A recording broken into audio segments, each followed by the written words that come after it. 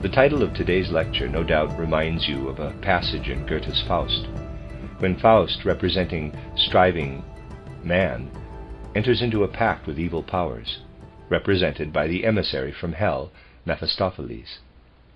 Faust is to sign the pact in blood.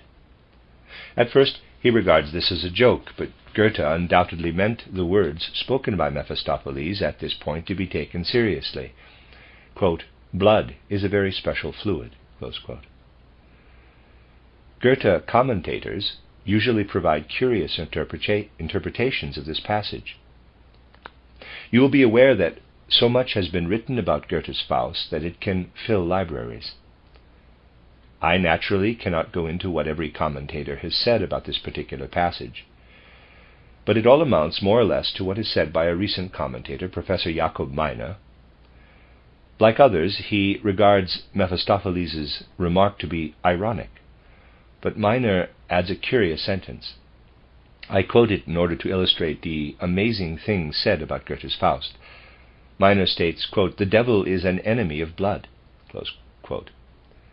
He goes on to point out that as blood invigorates and sustains human life, the devil, being an enemy of the human race, must of necessity be also an enemy of blood. Meine is quite right when he further demonstrates that in sagas and legends, blood always plays the kind of role it plays in Goethe's Faust.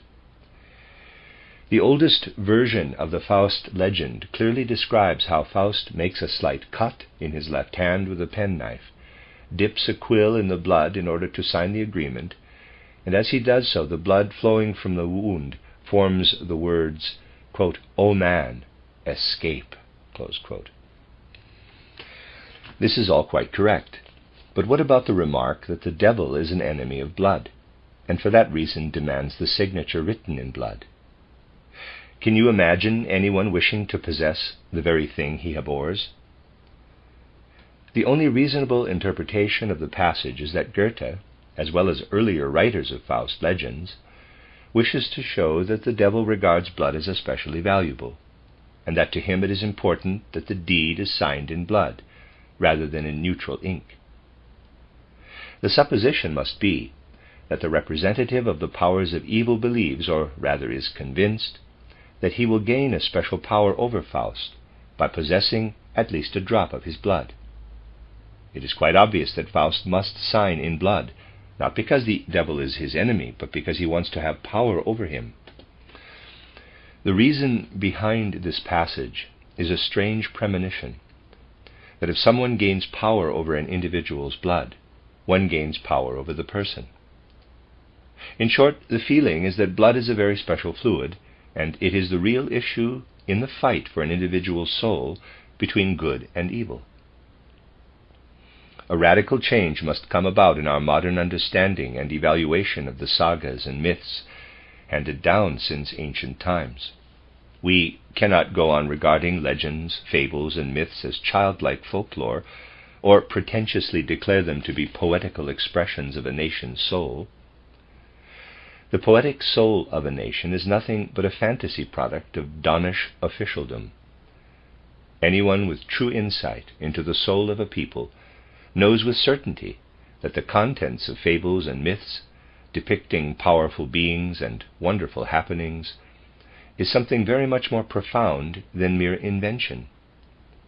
When, with knowledge provided by spiritual research, we delve into sagas and myths, allowing the mighty primordial pictures to act on us, we begin to recognize the profound ancient wisdom they reveal.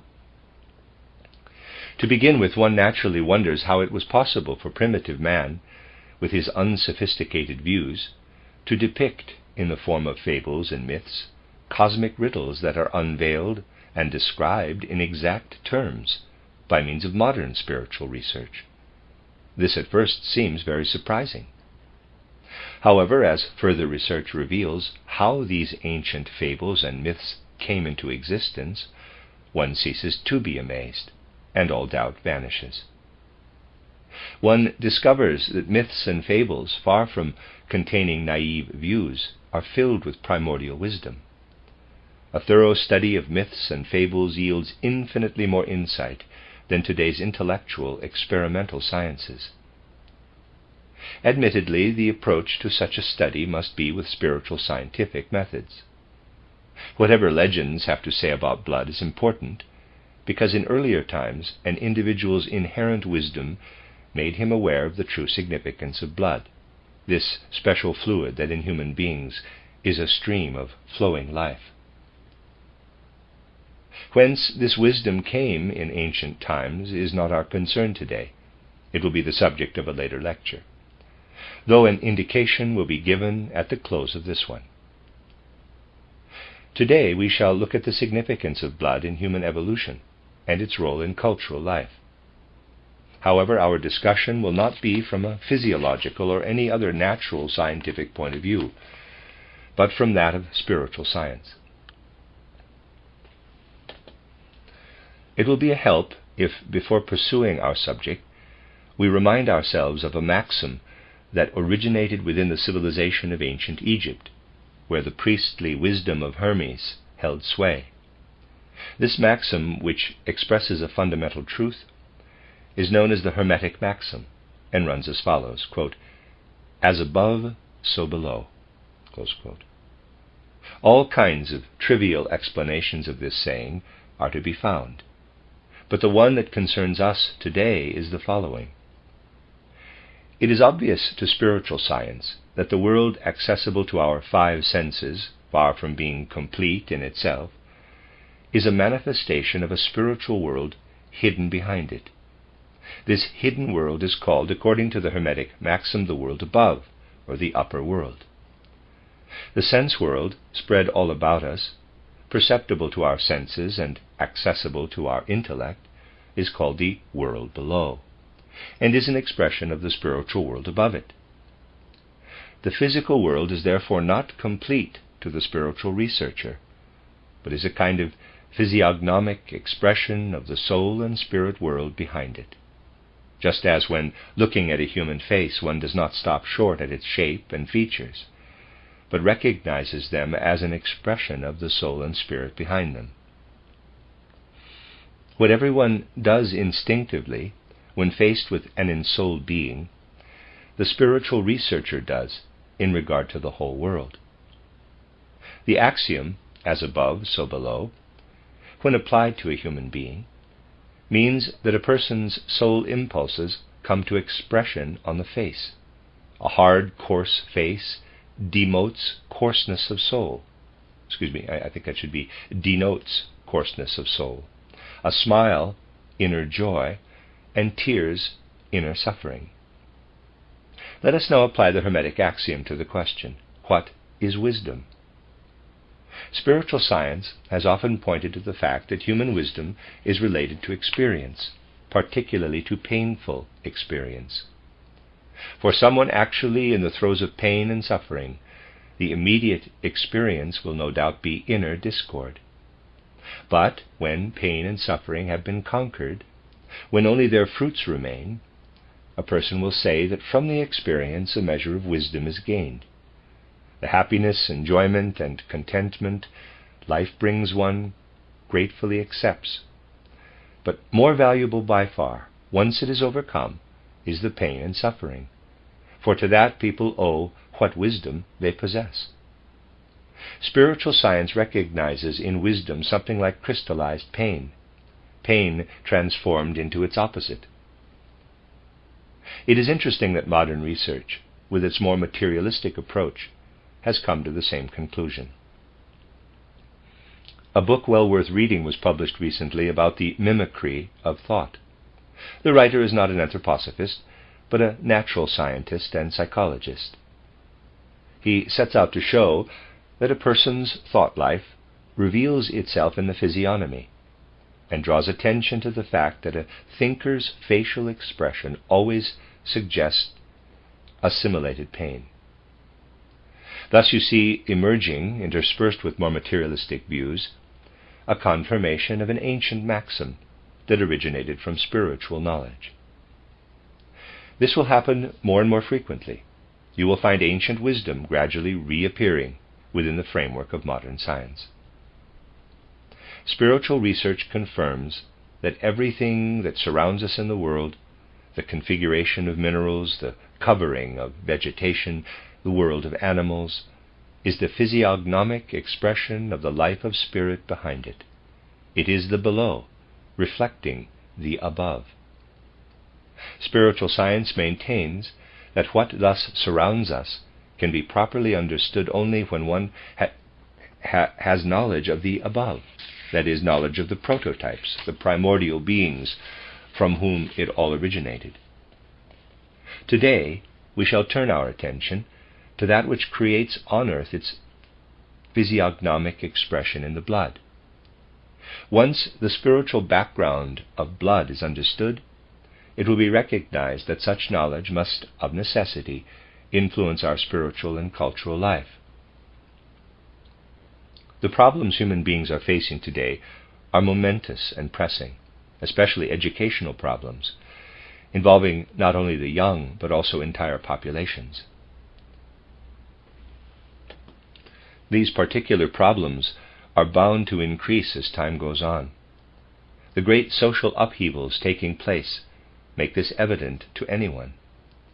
Demands causing anxiety are continually made, whether in the guise of the woman question, the labor question, or the peace question. These are all problems that become understandable once insight is gained into the spiritual nature of blood. Another question, similar in nature, which is again coming to the fore, is that of race. The racial problem cannot be understood unless one understands the mysterious effect when blood of different races is mingled. And finally, there is the problem of colonization that also belongs to in this category. This problem has become even more pressing since attempts have been made to tackle it more consistently than was formerly the case. It arises when cultivated people are to share their lives with uncultivated people. Certain questions ought to be asked when attempts are made to tackle the problem. To what extent is it possible for a primitive people to assimilate a strange culture? Can a savage become civilized? What here comes under consideration are vital and far-reaching questions of existence, not just concern about doubtful morality. It is unlikely that one will find the right way of introducing a strange culture to a people if it is not known whether it is on an ascending or descending line of evolution, whether this or that aspect of its life is ruled by its blood. When the significance of blood is discussed, all these things come under scrutiny. The physical composition of blood will be known to you from science in general. In humans, and also in the higher animals, blood is truly the stream of life. Our inner bodily nature is in contact with the external world through the fact that we absorb into the blood the life-giving oxygen from the air, a process by which the blood is renewed. The blood that meets the in-streaming oxygen acts as a kind of poison, as a kind of destroyer within the organism. This blue-red blood, by absorbing the oxygen, is transformed into red, life-giving blood through a process of combustion. This red blood, that penetrates all parts of the organism, has the task to absorb directly into itself substances from the outer world and deposit them as nourishment along the shortest route within the body. Humans and the higher animals must of necessity first absorb nutritive substances into the blood. Then, having formed the blood, absorb into it oxygen from the air, and finally build up and sustain the body by means of the blood. A knowledgeable psychologist once remarked that the blood circulating through the body is not unlike a second person, who, in relation to the one made of bone, muscle, and nerve, constitutes a kind of outer world. And indeed, our entire being constantly takes from the blood what sustains it, and gives back what it cannot use. One could say that a person carries in his or her blood a doppelganger, who as a constant companion furnishes him or her with renewed strength, and relieves a person of what is useless. It is entirely justified to refer to blood as a stream of life and compare its importance with that of fiber. What fiber is for the lower organism, blood is for the human being as a whole. The distinguished scientist Ernst Haeckel has probed deeply into nature's workshop, and in his popular works he quite rightly points out that blood is the last to develop in an organism. When tracing the stages of development in a human embryo, one finds rudiments of bone and muscle long before there is any indication of blood formation. Only late in embryonic development does formation of blood and blood vessels become apparent. This leads natural science to rightly conclude that blood made its appearance only late in world evolution, and that forces already in existence had first to reach a stage of development comparable to that of blood before they could accomplish what was necessary in the human organism. When, as embryos, human beings repeat once more the earlier stages of human evolution, they adapt to what existed before blood first made its appearance.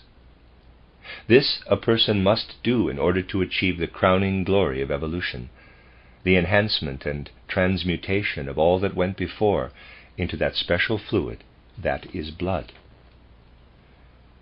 If we are to enter into the mysterious laws of the spiritual realm that hold sway behind blood, we must first take a brief look at some of the basic ideas of spiritual science. You will come to see that these basic ideas are the, in quotes, above, and that this above comes to expression in the laws that govern blood, as it does in all other laws, as if in a physiognomy. There are in the audience some who are acquainted with the basics of spiritual science. They will allow a brief repetition for the sake of others who are present for the first time. In any case, repetitions help to make these basic ideas clearer, as light will be thrown on them from a different aspect. In fact, what I am going to say may well appear as just a string of words to those who as yet know nothing about spiritual science and are therefore unfamiliar with this outlook on life. However, when ideas behind words seem to have no meaning, it is not always the ideas that are at fault. In this context, a witty remark made by Georg Christoph Lichtenberg is apt. He said, "If a head and a book collide, and the result is a hollow sound, it is not always the book's fault." So too, when some of our contemporaries pass judgment on spiritual truths, which to them seem like a string of words, it is not always spiritual science that is at fault. However, those acquainted with spiritual science will know that the references made to higher beings are to beings that really do exist, even if they cannot be found in the physical world. Spiritual science recognizes that humans, as they appear in the sense world to physical sight, represent only a part of their true being. In fact, behind the physical body, there are several more principles that are invisible to ordinary sight. Human beings have the physical body in common with the so-called surrounding lifeless mineral world. In addition, they have a life body or ether body. What is here understood by ether is not that of which natural science speaks. The life body or ether body is not something speculative or thought out, but is as concretely visible to the spiritual senses of the clairvoyant as are physical colors to physical sight. The ether body is the principle that calls inorganic matter into life, and in lifting it out of lifelessness, weaves it into the fabric of life. Do not for a moment imagine that the life body is something the spiritual investigator thinks into the lifeless. Natural science attempts to do that by imagining something called the principle of life into what is found under the microscope, whereas the spiritual investigator points to a real, definite entity. The natural scientist adopts, as it were, the attitude that whatever exists must conform to the faculties a person happens to have. Therefore, what he or she cannot perceive does not exist. This is just about as clever as a blind person saying that colors are nothing but a product of fantasy. the person to pass judgment on, something must be known who has experienced it, not someone who knows nothing about it. Nowadays one talks of ignorabimus and limits of knowledge. This is possible only as long as human beings remain as they are. But as spiritual science points out, we are constantly evolving, and once we develop the necessary organs, we will perceive, among other things, the ether body, and will no longer speak of limits of knowledge. Agnosticism is a grave obstacle to spiritual progress, because it insists that as human beings are as they are, their knowledge can only be limited accordingly. All that can be said to this is that then human beings must change, and when they do, they will be able to know things they cannot now know. Thus the second member of a person's being is the ether body, which one has in common with the vegetable kingdom. A human being's third member is the astral body. This name, as well as being beautiful, is also significant. That it is justified will be shown later. Those who wish to find another name only show that they have no inkling as to why the astral body is so named. In humans and animals, the astral body bestows on living substance the ability to experience sensation. This means that not only do currents of fluid move within it, but also sensations of joy, sorrow, pleasure, and pain. This capacity constitutes the essential difference between plant and animal, although transitional stages between them do exist. A certain group of scientists believes that sensation should be ascribed also to plants, but that is only playing with words. Certainly some plants do react when something approaches them, but it has nothing to do with sensation or feeling. When the latter is the case, an image arises within the creature in response to the stimulus. Even if certain plants respond to external stimuli, that is no proof that they experience inner sensation. The inwardly felt has its seat in the astral body. Thus we see that creatures belonging to the animal kingdom consist of physical body, ether or life body, and astral body. Human beings tower above the animal through a specific quality, often sensed by thoughtful natures. In his autobiography, Jean-Paul relates the deep impression made upon him when, as a small child, standing in the courtyard of his parents' house, the thought suddenly flashed through his mind, quote, "I am an I, capital. I am a being who inwardly calls himself I," close quote. What is here described is of immense significance, yet generally overlooked by psychologists. A subtle observation will illustrate what is involved. In the whole range of speech, there is one small word that in its application differs from all others. We can all give a name to the objects in this room. Each one of us will call the table, table, the chairs, chairs. But there is one word, one name, that can only refer to the one who speaks it, the little word I. No one can call someone else I. The word I must sound forth from the innermost soul to which it applies. To me, everyone else is a you, and I am a you to everyone else. Religions have recognized that the I is that principle in us that makes it possible for the human soul to express its innermost divine nature. With the I begins what can never enter the soul through the external senses, what must sound forth in its innermost being. It is where the monologue, the soliloquy begins, in which, if the path has been made clear for the spirit's entry, the divine self may reveal itself. In religions of earlier cultural epochs, and still in the Hebrew religion, the word capital I was called the unutterable name of God. No matter how it is interpreted according to modern philology, the ancient Hebrew name for God signifies what today is expressed by the word I. A hush went through the assembly when the initiate spoke the, quote, name of the unknown God, close quote. The people would dimly sense the meaning contained in the words that resounded through the temple, quote, I am the I am, close quote. Thus the human being consists of physical body, ether body, astral body, and the I, or the essential inner being. This inner being contains within itself the germ of the three further evolutionary stages that will arise out of the blood. They are manas, or spirit self, in contrast to the bodily self, buddhi, or life spirit, and a human's true spiritual being, atma, or spirit man, which today rests within us as a tiny seed to reach perfection in a far-off future, a stage to which at present we can only look to as a far distant ideal. Therefore, just as we have 7 colors in the rainbow and 7 tones in the scale, we have 7 members of our being that divide into 4 lower and 3 higher.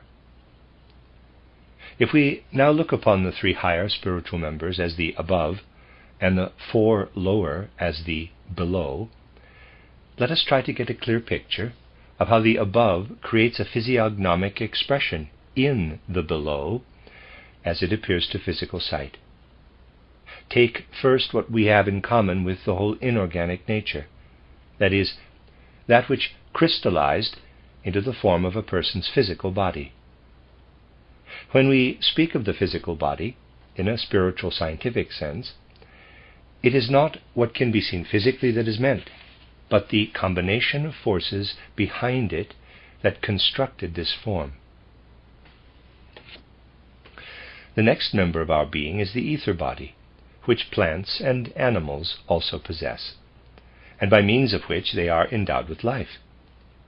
The ether body transforms physical matter into living fluids, thus raising what is merely immaterial into living form.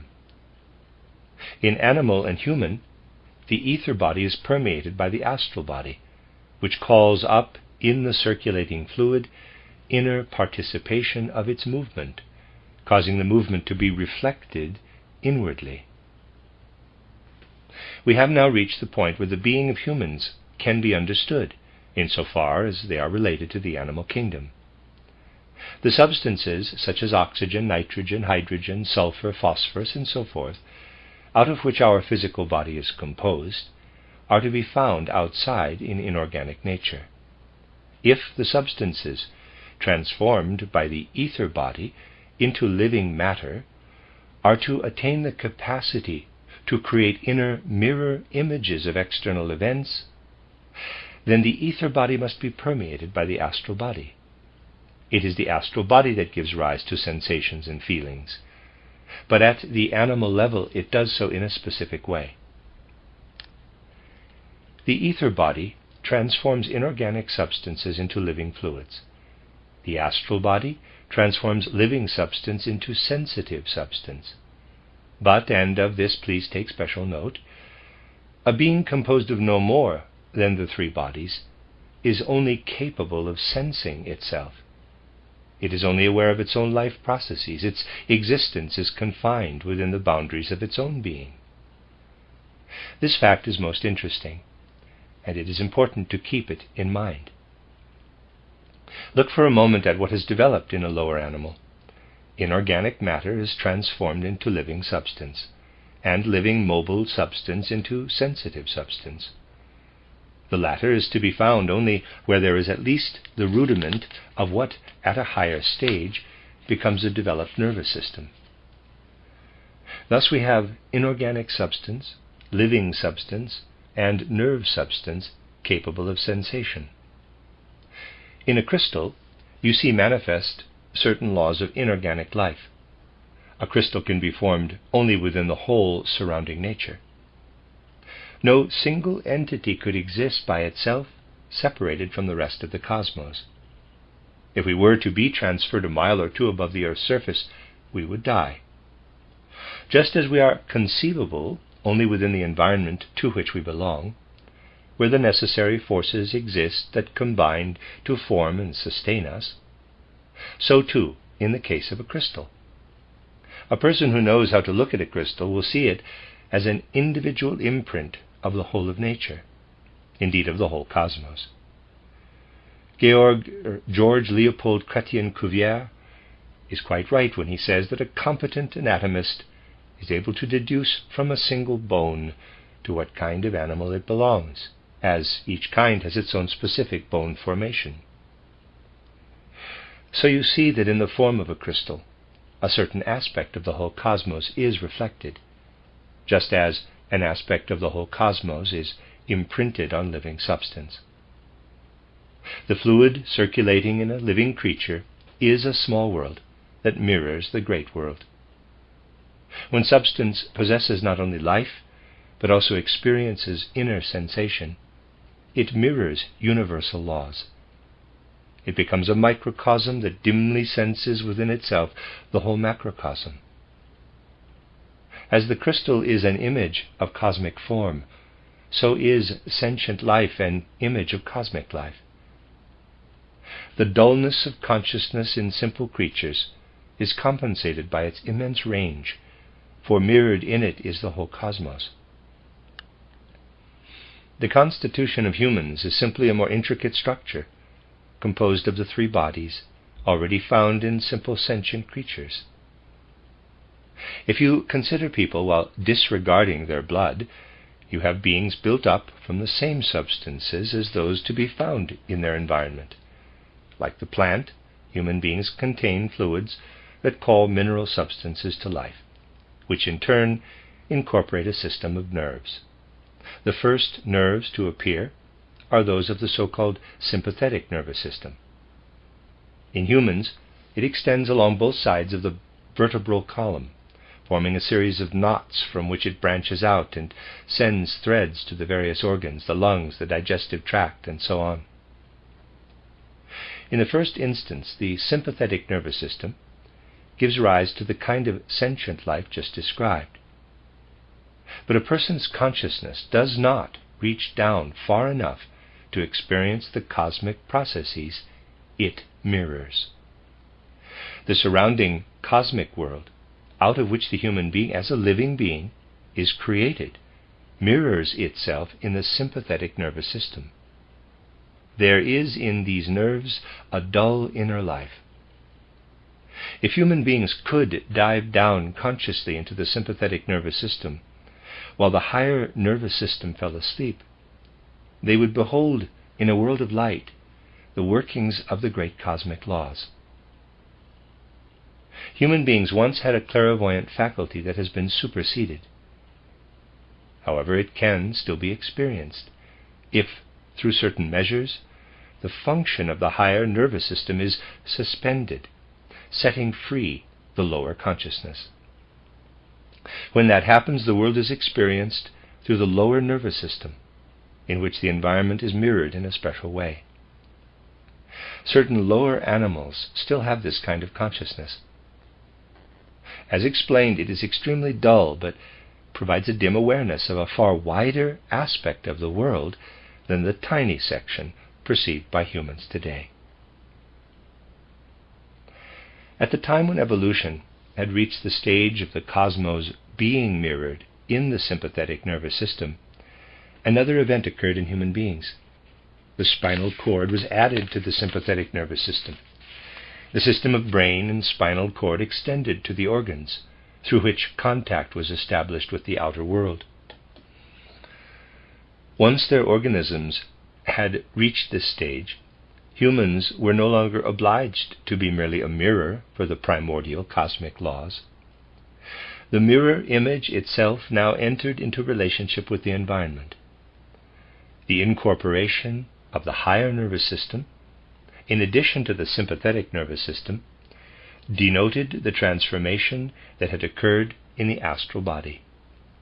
Whereas formerly it participated dully in the life of the cosmos, it now contributed its own inner experiences.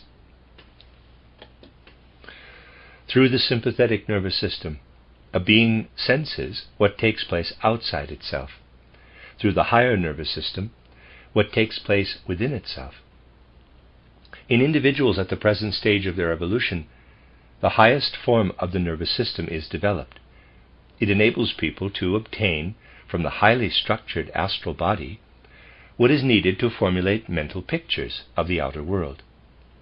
Therefore, a person has lost the ability to experience the environment in the original dull pictures. Instead, individuals are aware of their inner life and build within the inner self a new world of pictures on a higher level. This world of mental pictures mirrors, it is true, a much smaller section of the outer world, but does so much more clearly and perfectly. Hand in hand with this transformation, another one occurred on a higher evolutionary level. The reorganization of the astral body became extended to the ether body, just as the ether body, through its reorganization, became permeated with the astral body, and just as there was added to the sympathetic nervous system that of the brain and spinal cord, so what was set free from the ether body, after it had called into being the circulation of living fluids, now transformed these lower fluids into what we call blood. Blood denotes an individualized ether body, just as the brain and spinal cord denote an individualized astral body. And through this individualizing comes about that which expresses itself as the I. Having traced man's evolution up to this point, we notice that we are dealing with a gradation in 5 stages. First, the physical body, or inorganic, neutral, physical forces. Second, the ether body, or living forces, to be found also in plants. Third, the astral body, manifesting itself in the lower, or sympathetic nervous system. Fourth, the higher astral body, emerging from the lower astrality, manifesting itself in the brain and spinal cord. And finally, the principle that individualizes the ether body. Just as 2 of humanity's principles, the ether and astral bodies, have become individualized, so will the human being's first principle, built up out of external lifeless substances, that is, the physical body, become individualized. In present-day humanity, there is only a faint indication of this transformation. We see that formless substances come together in the human body, that the ether body transforms them into living forms, that through the astral body the outer world is reflected and becomes inner sensation, and finally this inner life produces of itself pictures of the outer world. When the process of transformation extends to the ether body, the result is the forming of blood. This transformation manifests itself in the system of heart and blood vessels, just as the transformation of the astral body manifests in the system of brain and spinal cord. And as through the brain the outer world becomes inner world, so does this inner world become transformed through the blood into an outer manifestation as the human body. I shall have to speak in similes if I am to describe these complicated processes. The pictures of the external world made inward through the brain are absorbed by the blood and transformed into vital formative forces. These are the forces that build up the human body. In other words, blood is the substance that builds the body. We are dealing with a process that brings the blood into contact with the outer world. It enables it to take from it the most perfect substance, oxygen. Oxygen continually renews the blood, endowing it with new life. In tracing human development, we have followed a path that leads from the outer world to humanity's inner world and back to the outer world. We have seen that the origin of blood coincides with our ability to face the world as an independent being, a being able to form his or her own pictures of the external world from its reflection within the self. Unless this stage is reached, a being cannot say I to itself. Blood is the principle whereby I-hood is attained. An I can express itself only in a being who is able independently to formulate the pictures the outer world produces within the self. A being who has attained I-hood must be able to take in the outer world and recreate it within the self.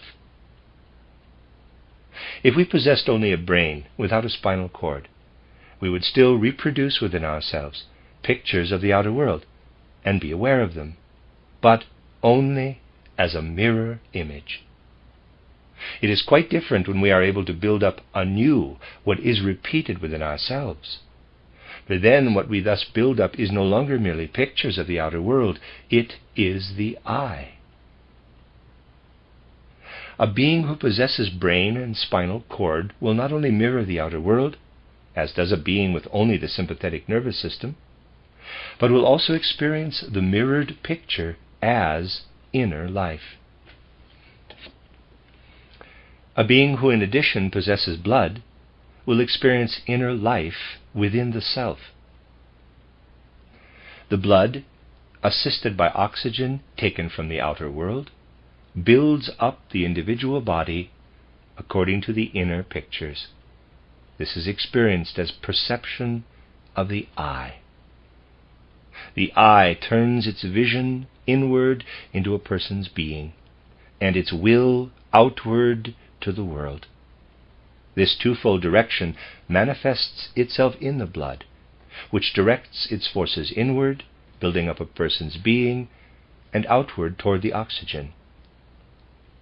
When humans fall asleep, they sink into unconsciousness because of what the consciousness experiences within the blood. Whereas when they, by means of sense organs and brain, form mental pictures of the outer world, then the blood absorbs these pictures into its formative forces. Thus the blood exists midway between an inner picture world and an outer world of concrete forms. This becomes clearer if we look at two phenomena. One is that of genealogy, that is, the way conscious beings are related to ancestors. The other is the way we experience external events. We are related to ancestors through the blood. We are born within a specific configuration, within a certain race, a certain family, and from a certain line of ancestors. Everything inherited comes to expression in our blood. Likewise, all the results from an individual's physical past accumulates in the blood, just as, within it, there is prepared a prototype of that person's future. Consequently, when the individual's normal consciousness is suppressed, for example under hypnosis or in cases of somnambulism or atavistic clairvoyance, a much deeper consciousness becomes submerged. Then, in a dreamlike fashion, the great cosmic laws are perceived. Yet this perception is, nevertheless, clearer than that of ordinary dreams, even when lucid. In such conditions, all brain activity is suppressed, and in deep somnambulism, even that of the spinal cord. In this condition, what the person experiences is conveyed by the sympathetic nervous system. The individual has a dull, hazy awareness of the whole cosmos. The blood no longer conveys mental pictures produced by the inner life through the brain. It only conveys what the outer world has built, including everything inherited from the ancestors. Just as the shape of a person's nose stems from his or her ancestors, so does the whole bodily form. In this state of consciousness, a person senses his ancestors in the same manner that waking consciousness senses mental pictures of the outer world. A person's blood is haunted by his ancestors. He dimly participates in their existence. Everything in the world evolves, also human consciousness.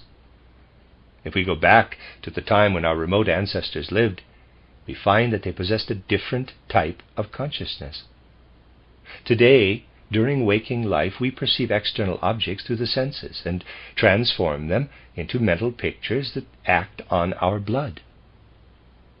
Everything a person experiences through the senses is working not only, everything a person experiences through the senses is working in not only his blood, but also in his memory. By contrast, a person remains unconscious of everything bestowed by ancestors, We know nothing about the shape of our inner organs. In the past, all this was different. At that time, the blood conveyed not only what it received from outside through the senses, but also what existed in the bodily form. And as this was inherited, we could sense our ancestors within our own being. If you imagine such a consciousness enhanced, you will get an idea of the kind of memory that corresponded to it. When our experiences are confined to what can be perceived through the senses, then only such sense-perceptible experiences are remembered. A person's consciousness comprises only his experiences since childhood. In the past, this was different, because the inner life contained all that was brought over through heredity. A person's mental life depicted ancestors' experiences as if they were his own. A person could remember not only his own childhood, but his ancestors' lives, because they were contained in the pictures absorbed by his blood. Incredible as it may seem to the modern materialistic outlook, there was a time when human consciousness was such that an individual regarded both his and his forefathers' physical experiences as his own.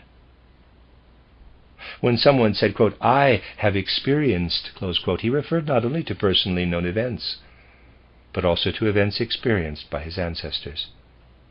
It was a dim and hazy consciousness, compared with modern human waking consciousness, more like a vivid dream. However, it was much more encompassing, as it included not only his own life, but the lives of ancestors. A son would feel at one with his father and grandfather, as if they were sharing the same I. This was also the reason he did not give himself a personal name, but one that included past generations, designating what they had in common with one and the same name. Each person felt strongly that he was simply a link in a long line of generations. The question is how this form of consciousness came to be transformed into a different one. It happened through an event well known to spiritual historical research. You will find that every nation the world over describes a significant moment in history when a new phase of its culture began, the moment when the old traditions began to lose their influence, and the ancient wisdom that had flowed down the generations via blood begins to wane. Although the wisdom still finds expression in myths and sagas. A tribe used to be an enclosed unit. Its members married among themselves. You will find this to be the case in all races and peoples. It was a significant moment in the history of mankind when this custom ceased to be upheld, the moment when a mingling of blood took place, through the fact that marriage between close relations was replaced by marriage between strangers. Marriage within a tribe ensured that the same blood flowed through its members down the generations. Marriage between strangers allowed new blood to be introduced into a people. The tribal law of intermarriage will be broken sooner or later among all peoples. It heralds the birth of the intellect, which means ability to understand the external world, to understand what is foreign. The important fact to bear in mind is that in ancient times a dim clairvoyance existed, out of which arose sagas and legends, and that the clairvoyant consciousness is based on unmixed blood, whereas our awakened consciousness depends on mixed blood. Surprising as it may seem, marriage between strangers has resulted in logical, intellectual thoughts. This is a fact that will increasingly be confirmed by external research, which has already made a beginning in that direction. The mingling of blood extinguishes the former clairvoyance and enables humanity to reach a higher stage of evolution. When a person today goes through esoteric training and causes clairvoyance to reappear, that person transforms it to a higher consciousness, whereas today's waking consciousness has evolved out of the ancient dim clairvoyance. In our time, a person's whole surrounding world, in which he acted, came to expression in the blood. Consequently, this surrounding world formed the inner in accordance with the outer. In ancient times, it was more a person's inner bodily life that came to expression in the blood. A person inherited, along with the memory of his ancestors' experiences, also their good or bad inclinations. These could be traced in his blood. This ancestral bond was severed when blood became mingled through outside marriages. The individual began to live his own personal life.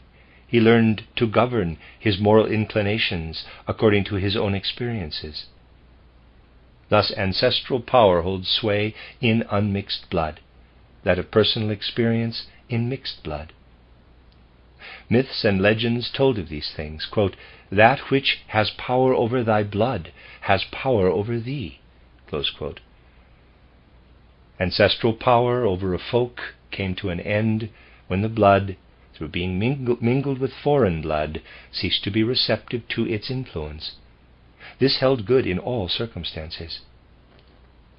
Whatever power wishes to subjugate a person will have to exert an influence that imprints itself in his blood. Thus, if an evil power wishes dominance over an individual, it must gain dominance over his or her blood. That is the profound meaning of the quotation from Faust, and the reason the representative of evil says, quote, "Sign your name to the pact in blood. Once I possess your name written in your blood, I shall have caught you by the one thing that will hold man. I shall then be able to pull you over to my side." Close quote. That which possesses a person's blood possesses that person and possesses the human I. When two groups of human beings confront one another, as used to be the case in colonization, then only if there is true insight into evolutionary laws is there any possibility of foreseeing if the foreign culture can be assimilated. Take the case of a people that is very much at one with its environment, a people into whose blood the environment has, as it were, inserted itself. No attempt to graft upon it a foreign culture will succeed. It is simply impossible, and is also the reason why in certain regions the original inhabitants became extinct when colonized. One must approach such problems with insight and realize that anything and everything cannot be forced upon a people. It is useless to demand of blood more than it is able to endure. Modern science has discovered recently that if blood from one animal is mixed with that of another not akin to it, the two types of blood prove fatal to one another. This is something that has been known to spiritual knowledge for a long time. Just as unrelated types of blood, if mixed, cause death, so is the old clairvoyance killed in primitive humanity when blood from different lines of descent are mingled. Our modern intellectual life is entirely the outcome of the mingling of blood. Once this approach is adopted, it will be possible to study what effect the mingling of blood has had on the various people in the course of history. Thus, when the blood of animals from different evolutionary stages is mixed, the result is death. Whereas that is not the case when the species are related. The human organism survives when, through marriage, blood is mingled with strange blood. Here the result is the extinction of the original animal kind of clairvoyance and the birth in evolution of a new consciousness. In other words, something happens in humans, but on a higher level, that is similar to what happens in the animal kingdom, where strange blood kills strange blood. In the human kingdom, strange blood kills the hazy clairvoyance that is based on kindred blood. Therefore, it is a destructive process that gave rise to the modern human wakeful day consciousness. The kind of spiritual life that resulted from intermarriage has been destroyed in the course of evolution, while the very thing that destroyed it, that is, marriage between strangers, gave birth to the intellect and today's lucid consciousness. What is able to live in a person's blood lives in that person's eye. Just as the physical principle comes to expression in the physical body, the ether body comes to expression in the system of living fluids, and the astral body in the system of nerves, so does the eye come to expression in the blood. Physical principle, ether body, and astral body are the above. Blood, the eye, forms the center, and physical body, living fluids, and nervous system are the below. Therefore, whatever power wishes to dominate humans must take possession of their blood. These are the things that must be taken into account if progress is to be achieved in practical life. For example, just because the eye comes to expression in the blood, a people's racial character can be destroyed through colonization, when more is demanded than the blood can endure. Not till beauty and truth become part of the person's blood does he truly possess them. Mephistopheles wants power over Faust's eye. That is why he seizes Faust's blood. So you see that the quotation, which is the leitmotif of this lecture, arose out of profound knowledge. Blood is, indeed, a very special fluid.